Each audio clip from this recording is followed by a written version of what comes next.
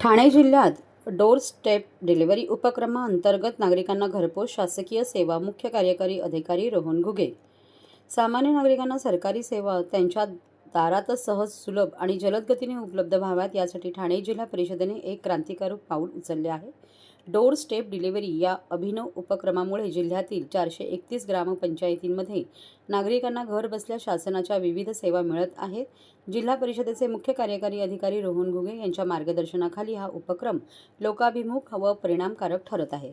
सर्वसामान्य नागरिकांना त्यांच्या दारी सेवा उपलब्ध करून देणे हेच खऱ्या अर्थाने सुशासनाचे प्रतीक आहे.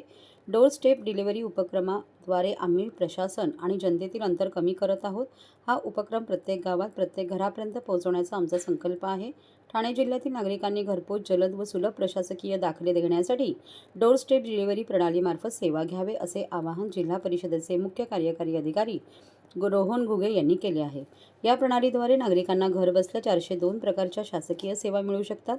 प्रायोगिक तत्त्वावर सुरू झालेल्या या उपक्रमाला नागरिकांचा चांगला प्रतिसाद मिळत आहे. आतापर्यंत 4013 अर्ज झाल्या असून 3659 नागरिकांना घरपोच सेवा देण्यात येणार आहे. उर्वरित 170 अपॉइंटमेंटवर काम सुरू असल्याबाबतची माहिती जिल्हा परिषदेचे उपमुख्य कार्यकारी अधिकारी ग्रामपंचायत प्रमोद काळे यांनी दिली.